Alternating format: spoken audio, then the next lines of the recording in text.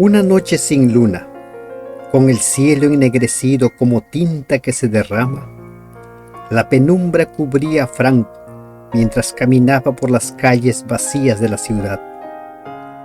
Después de un rato escuchó pasos detrás de él, alguien que lo seguía en la oscuridad. A continuación, la persona lo alcanzó y le dijo: «Frank, ¿el impresor?». «Sí, soy yo». «Pero, ¿cómo lo supo?». «Bueno», respondió el extraño, «yo no lo conozco, pero conozco muy bien a su hermano, e incluso en la oscuridad sus gestos, su forma de caminar, su figura, me recordaron tanto a él que asumí que usted era su hermano, porque me dijo que tenía uno». Esta historia revela una verdad poderosa con respecto al servicio del santuario israelita. La Biblia dice que era una sombra, una figura, una imagen del verdadero. Buen día. Con la gracia de Dios, con sus bendiciones, podemos ingresar una vez más al estudio de una nueva lección, la lección 11, el santuario del nuevo pacto. Nuestra lección de este trimestre tiene por título la promesa, el pacto eterno de Dios. Semana a semana hemos ido aprendiendo acerca de lo que significa el pacto, la relación que Dios quiere que se restablezca entre su pueblo y Él. En nuestro tema de hoy responderemos preguntas como: ¿por qué Dios quería que los israelitas construyeran un santuario? ¿Qué nos enseña el santuario acerca de Cristo como nuestro sumo sacerdote, como nuestro sustituto? ¿Qué hace Jesús en el cielo como nuestro representante?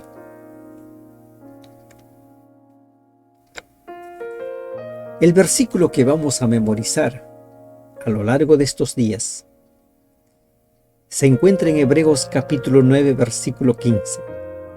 Así que, por eso es mediador de un nuevo pacto, para que, interviniendo muerte para la remisión de las transgresiones que había bajo el primer pacto, los llamados reciban la promesa de la herencia eterna. El antiguo pacto y el nuevo pacto tienen muchos puntos en común. Sin embargo, sus diferencias nos enseñan que el primero era solo una sombra. El segundo es la realidad. Por medio del primer pacto, Dios quiso enseñar a su pueblo, por medio de símbolos, de figuras, en qué consiste el plan de la salvación. ¿Cómo es que Dios perdona los pecados? ¿Qué sucede con los pecados? ¿A dónde van los pecados? ¿Quién es el que muere en lugar del pecador? ¿Cuál es el papel de la sangre en el perdón de los pecados? Tenemos aquí un cuadro donde hacemos un paralelismo entre el antiguo pacto y el nuevo pacto. En el antiguo pacto, este antiguo pacto se selló en el monte de Sinaí, Hebreos 12, 18. El nuevo pacto se sellará en el monte de Sión, Hebreos 11, 22. Allí será una realidad. El pueblo de Dios será un pueblo de sacerdotes, un reino santo, y Él será su Dios, ellos su pueblo. El pacto renovado, el pacto puesto en vigencia en su totalidad. El santuario aquí en la tierra fue un santuario terrenal hecho cual una copia del santuario celestial, Hebreos 9:1, El nuevo pacto, el santuario celestial. Hebreos 8:2. En el antiguo pacto los sacrificios eran imperfectos porque eran figuras terrenas, animales terrenas, personas terrenales con defectos, con inclinaciones, con tendencia al pecado. En el nuevo pacto el sacrificio es perfecto porque es Cristo nuestro sacrificio, nuestro sustituto. Hebreos 9:26. En el antiguo pacto los sacerdotes eran imperfectos porque eran humanos. Aarón, sus hijos. Los 2 hijos de Aarón murieron porque no entendieron bien su ministerio. En el nuevo pacto, nuestro sumo sacerdote es perfecto. Cristo, nuestro Señor, quien no cometió pecado alguno cuando estuvo aquí en la tierra. Entonces, este es el paralelismo entre el antiguo pacto y el nuevo pacto. No son distintos. En el fondo no son distintos, porque el antiguo pacto, por medio de figuras, por medio de símbolos, estaba enseñando a la gente en qué consistía el verdadero pacto. Pasemos a repasar lección tras lección nuestro tema de este día. Éxodo 25:8 dice: y harán un santuario para mí, y habitaré en medio de ellos. Dios quería relacionarse con su pueblo. Dios quería acercarse a su pueblo, al ser humano. Dios quería estar muy cerca, quería estar en el medio, y por eso pidió que se haga un santuario terrenal. La razón principal que Dios da para que Israel le construya un santuario es que quiere vivir con ellos. Quiere restablecer la relación rota en el Edén. En el Edén la relación con Adán y Eva cara a cara era una relación estrecha, pero por la desobediencia se rompió. Ahora Dios quiere restablecer esa relación. Pero ¿cómo puede habitar Dios, un Dios santo, en medio de hombres pecadores? La solución estaba incluida en el propio santuario. ¿De qué manera? ¿De qué manera? Todas sus ceremonias y ritos estaban preparados para otorgar el perdón a la persona, santificarla y restaurarla. De esta forma se restablecía la relación entre Dios y el hombre y podían disfrutar de una relación cercana y amorosa. El pacto hecho realidad. Dios, por medio de la sangre de un cordero, perdonaba los pecados. Ese pecador era libre de sus pecados, porque ese cordero simbolizaba el cordero de Dios. Y en esto consistía.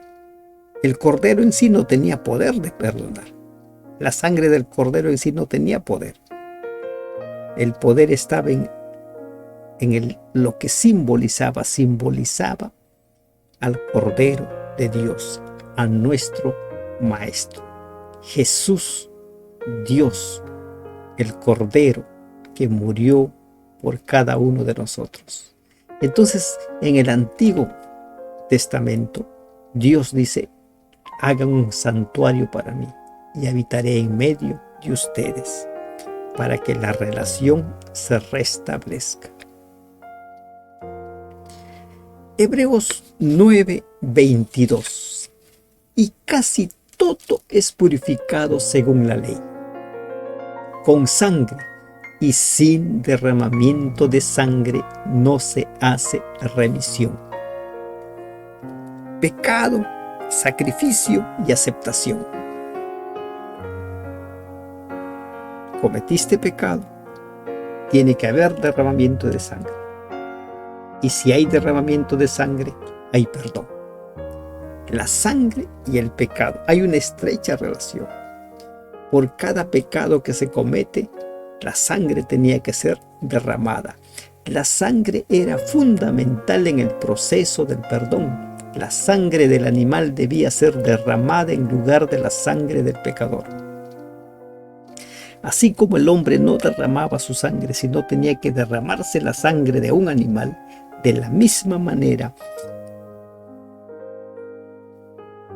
el Cordero de Dios derramó su sangre en lugar del pecador, en lugar de mi pecado. Esa sangre era rociada sobre el santuario y simbólicamente el pecado era transferido al santuario. En ese momento el ex pecador era restaurado a la plena comunión con Dios. Esta figura es necesario que lo entendamos. El pecado era transferido al santuario simbólicamente. Transferido. Lo mismo sucede hoy. Nuestros pecados son transferidos. ¿No?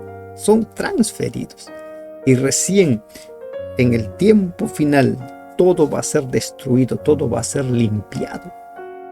Pero la sangre misma no limpiaba en realidad el pecado, Hebreos 10:4, sino en virtud de la sangre del Cordero de Dios, esa sangre que se derramaría en el futuro. Para nosotros esa sangre ya se derramó, para Moisés y el pueblo judío se iba a derramar todavía en el futuro. Para Abel, cuando ofreció su cordero, esa sangre recién se iba a derramar en el futuro. La sangre del nuevo pacto que por muchos es derramada para remisión de los pecados. Mateo 26:28. Entonces hay una relación estrecha entre si yo peco, necesito que se derrame sangre. Y tras el derramamiento de sangre puedo yo tener perdón porque mis pecados son transferidos al santuario. Isaías 53:5. Mas él herido fue por nuestras rebeliones, molido por nuestros pecados. El castigo de nuestra paz fue sobre él, y por su llaga fuimos nosotros curados. La sustitución. Se produce ahí la sustitución. Cristo es nuestro sustituto. Ese cordero que se sacrificaba en la mañana y en la tarde, ese cordero que ofrecía el pecador para el perdón de sus pecados, ese estaba simbolizando al Cordero de Dios, a Cristo. Los sacrificios de animales tenían una naturaleza profética, anunciaban a nuestro sustituto, Jesús. Podemos leer Isaías 53 para entender más plenamente lo que se está diciendo.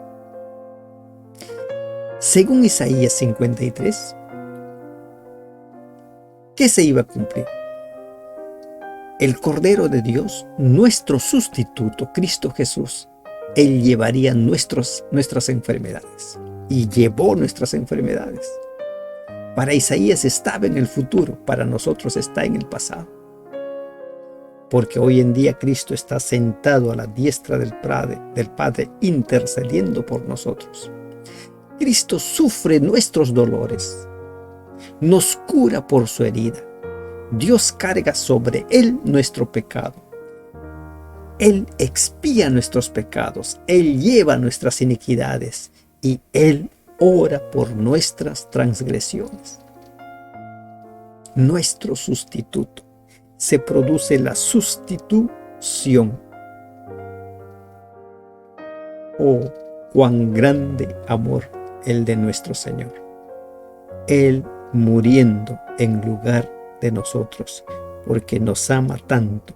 Y como lo dice en el libro de Ezequiel, Él no quiere que ninguno de nosotros muera. Y por eso es que Él se convirtió en nuestro sustituto. Primera de Pedro 1:18-19. Fuisteis rescatados de vuestra vana manera de vivir, con la sangre preciosa de Cristo, como de un cordero sin mancha y sin contaminación. La sustitución es la clave de todo el plan de salvación. Eso es algo que hay que entender. Cuando la gente dice el Antiguo Testamento ya no sirve, olvida que ese Antiguo Testamento, ese sistema de sacrificios era un simbolismo que apuntaba al Cordero de Dios. Por medio de ese sistema de sacrificios se estaba enseñando el plan de salvación. En el antiguo pacto, el pecador que merecía la muerte era sustituido por un animal que moría en su lugar.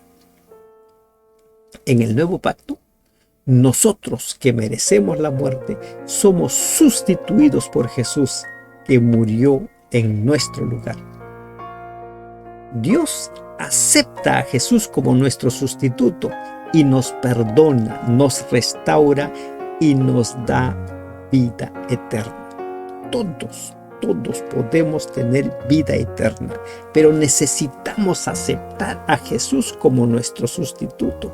Necesitamos aceptar a Jesús como nuestro Salvador.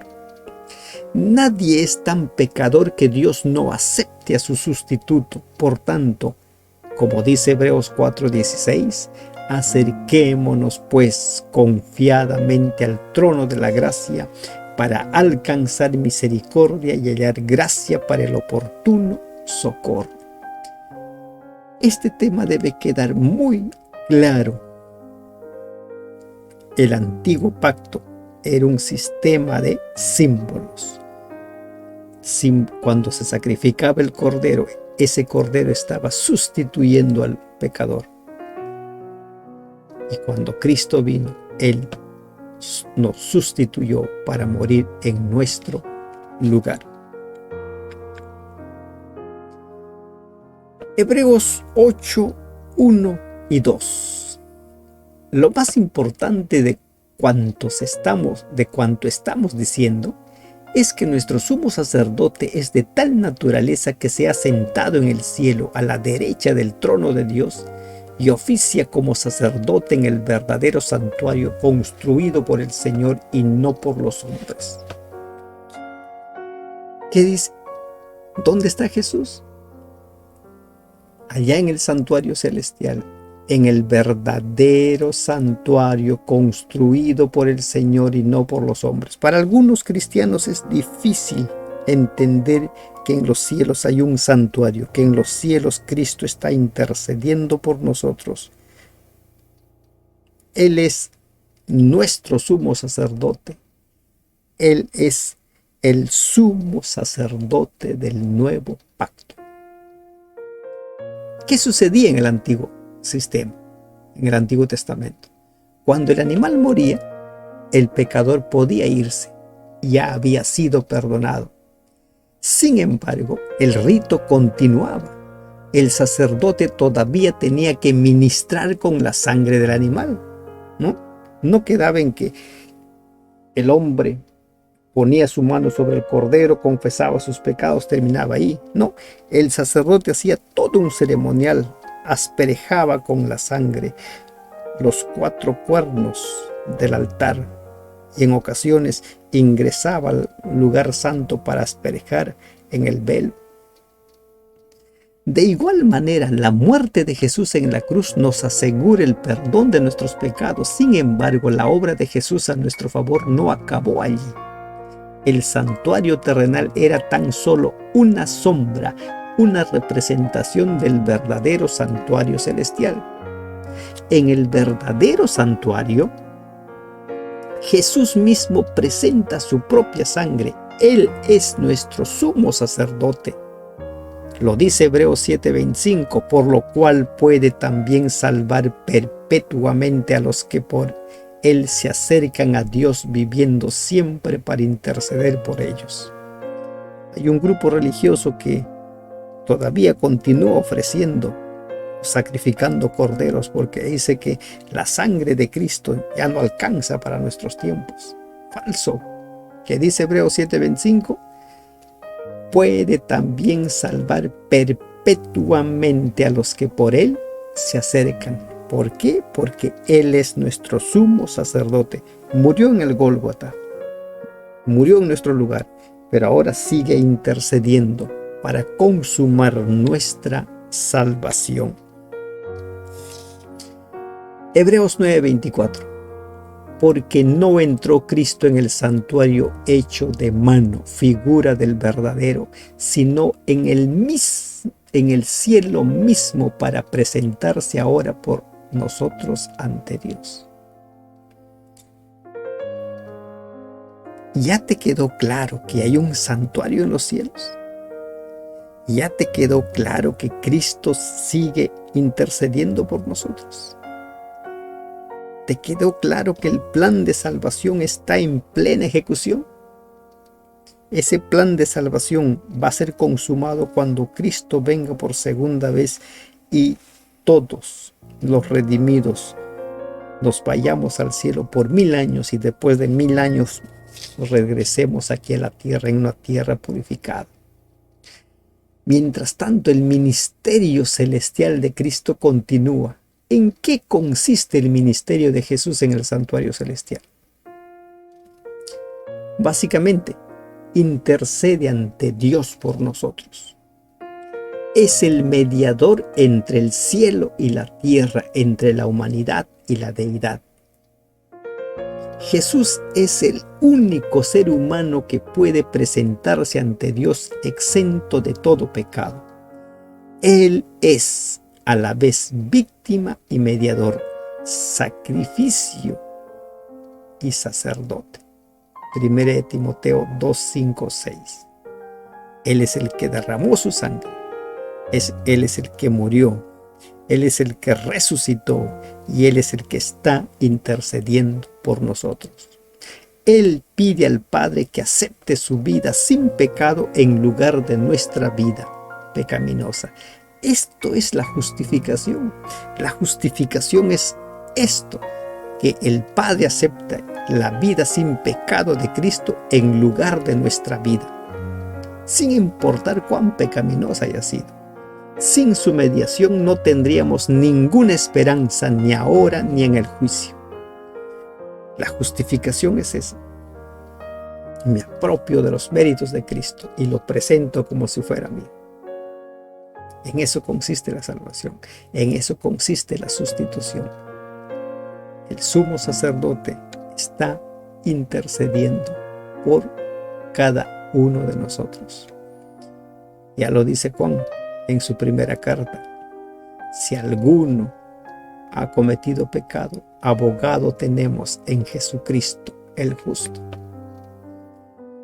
El sacerdote, que en el lugar santo dirigía sus plegarias por fe hacia el propiciatorio que no podía ver, representa al pueblo de Dios que dirige sus plegarias a Cristo, quien se encuentra frente al propiciatorio del santuario celestial.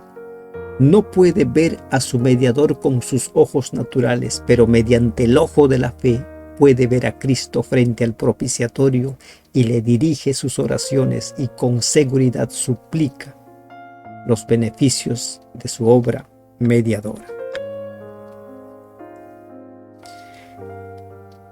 El santuario terrenal simboliza la obra de salvación que aún está en marcha hoy. Cristo ocupa el rol de nuestro sumo sacerdote, mediando ante Dios en el lugar santísimo, en el santuario celestial no hecha por mano de hombre. Su pureza es digna ante Dios en lugar de nuestra indigna naturaleza pecaminosa. El santuario del nuevo pacto es el santuario celestial, donde está intercediendo por nosotros nuestro sumo sacerdote, Cristo Jesús. Amén.